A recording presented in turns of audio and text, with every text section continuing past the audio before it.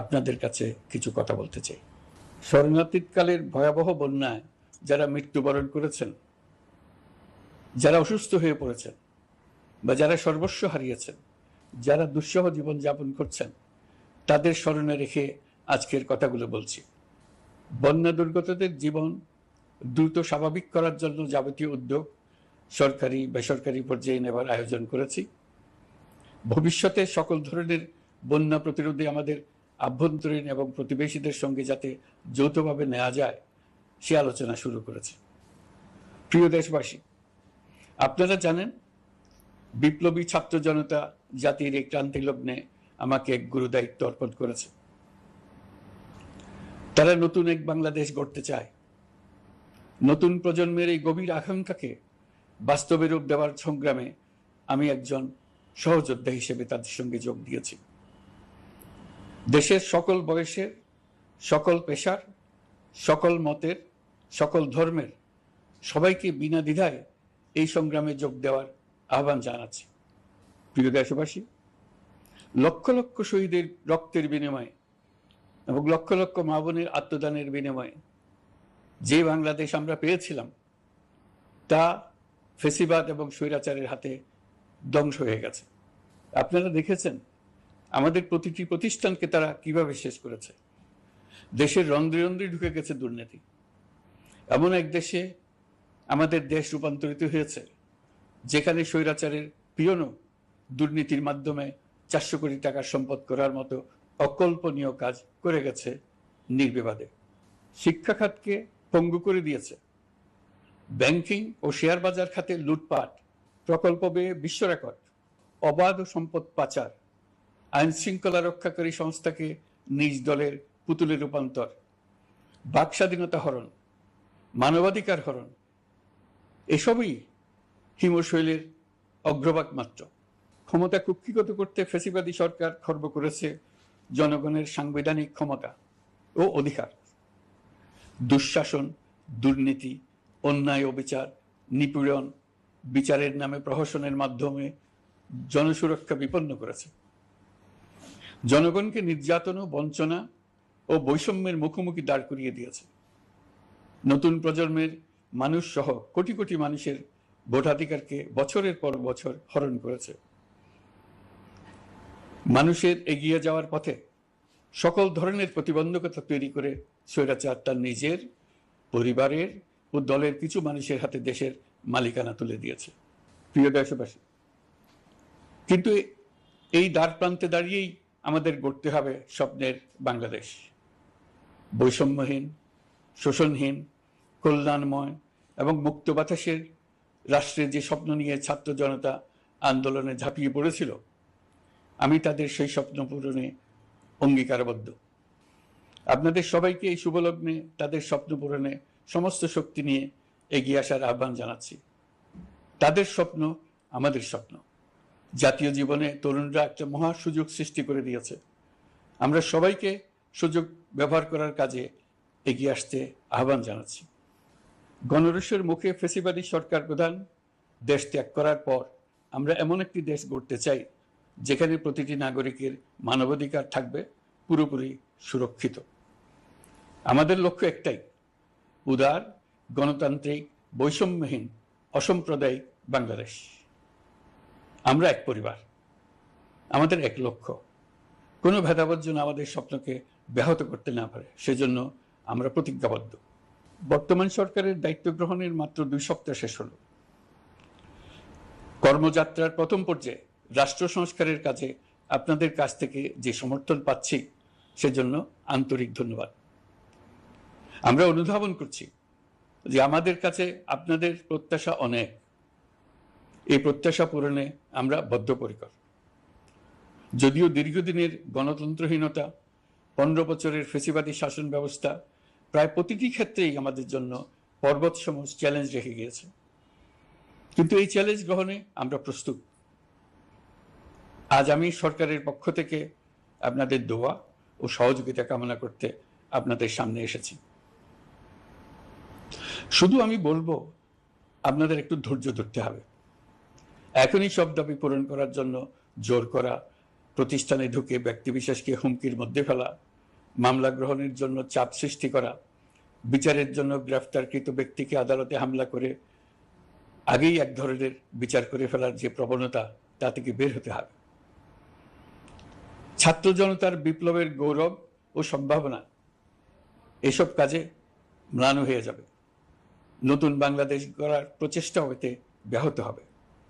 রাতারাতি এই পরিস্থিতি থেকে উত্তরণ কঠিন।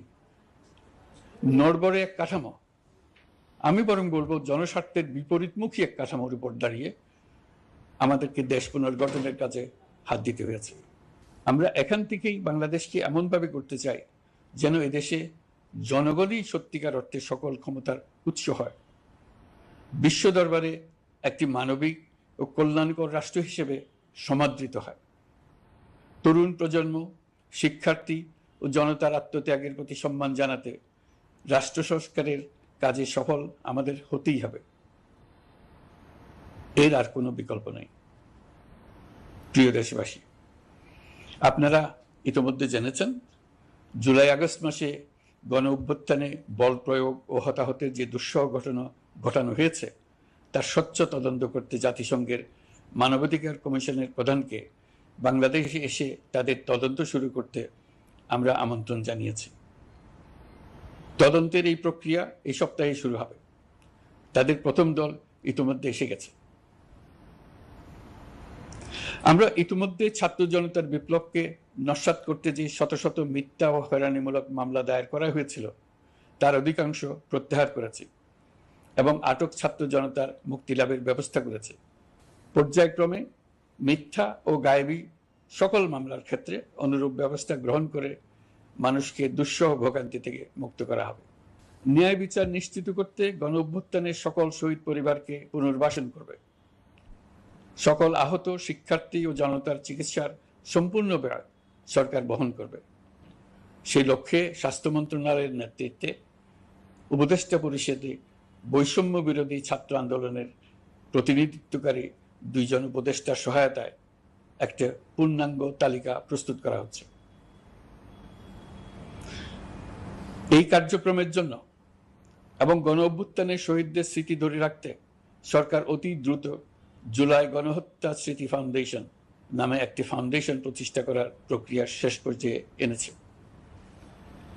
আপনাদের সবার এবং বিদেশে অবস্থানরত ভাই বোনদের অনুদান এই প্রতিষ্ঠানে পাঠানোর জন্য অনুরোধ করছি। আমি ব্যক্তিগতভাবে এই প্রতিষ্ঠানের চেয়ারম্যানের পদ গ্রহণ করেছি। প্রিয় দেশবাসী, আপনারা লক্ষ্য করেছেন দায়িত্ব গ্রহণ করেই আমাদেরকে আইন শৃঙ্খলা অঙ্গনে অস্থির পরিস্থিতি সামাল দিতে হয়েছে। আপনাদের সহযোগিতা ও সমর্থনে দেশপ্রেমিক সকল আইন শৃঙ্খলা রক্ষাকারী বাহিনী কাজে যোগ দিয়েছে। ফ্যাসিবাদী সরকার প্রশাসনের চরম দলীয়করণ করার ফলে বিপুল সংখ্যক কর্মকর্তা কর্মচারী দীর্ঘদিন বৈষম্যের শিকার হয়েছেন। আমরা ইতিমধ্যে সংশোধনমূলক ব্যবস্থা গ্রহণ করতে আরম্ভ করেছি, তবে প্রশাসনকে গতিশীল রাখতে এবং একই সাথে সুনির্দিষ্ট পদ্ধতি অনুসরণ করে সঠিক সিদ্ধান্তে উপনীত হতে সময় প্রয়োজন। সেজন্য সকলকে ধৈর্য ধরার অনুরোধ করছি।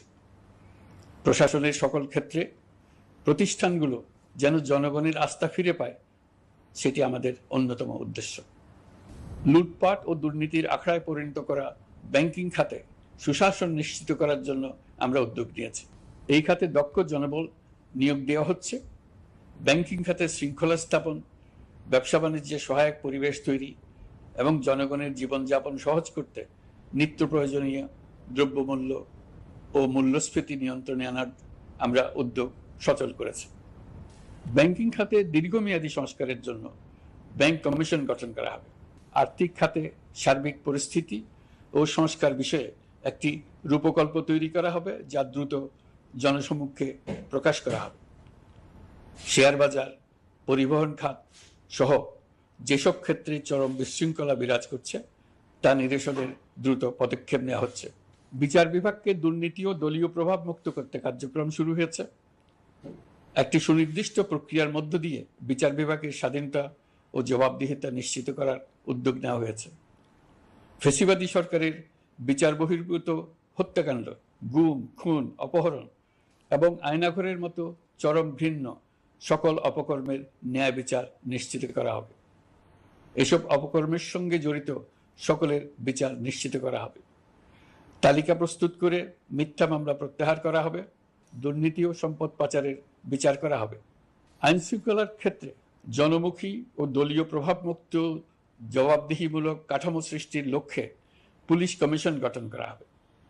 জাতিসংঘের তদন্ত প্রতিবেদন, দায়িত্বপ্রাপ্ত সকল সংস্থা ও জনগণের সাথে মত বিনিময়ের মাধ্যমে কমিশনের নেতৃত্বে প্রয়োজনীয় সংস্কার করা হবে।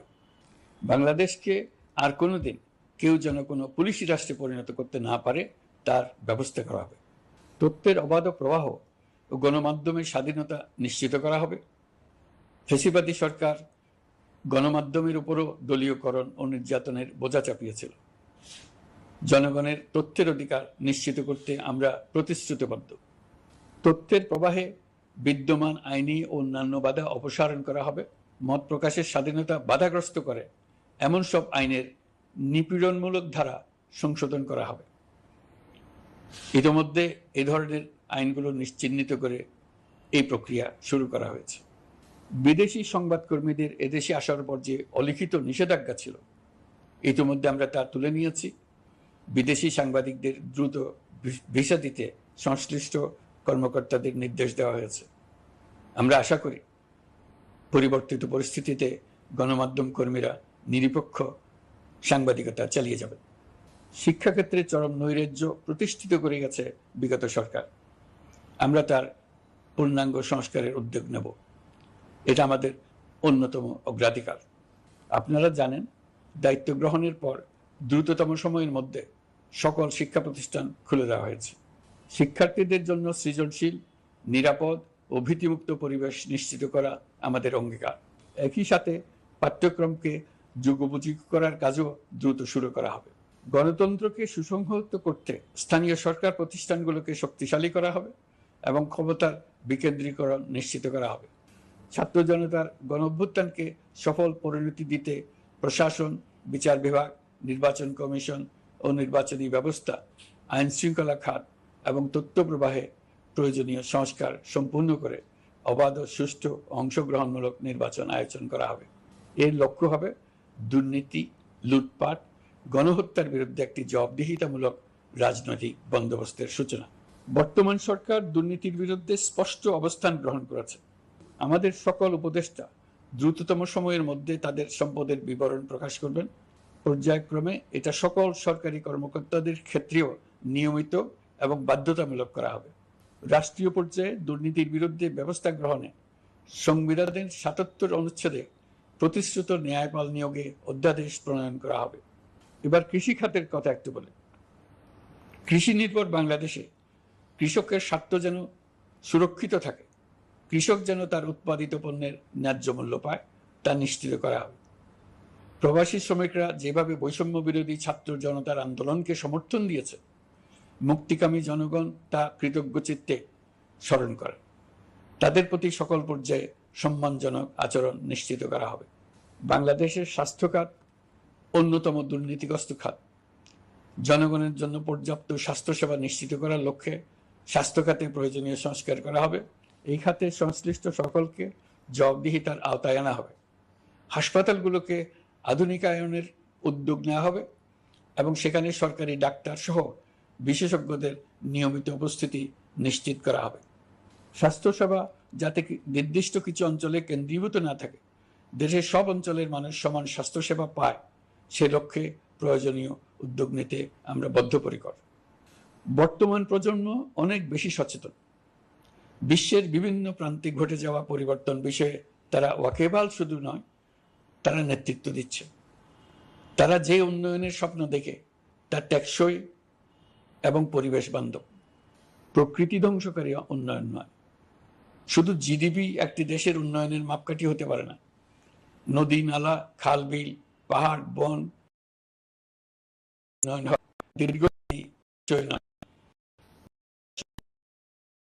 পরিবেশবাদীদের সাথে আমাদের সরকারের অবস্থান সামঞ্জস্যপূর্ণ। জলবায়ু পরিবর্তন রোধ করতে এবং আগামী প্রজন্মের জন্য সুস্থ একটা পৃথিবী রেখে যেতে কার্বন নিঃসরণ শূন্যের কোটায় নামিয়ে আনার বিকল্প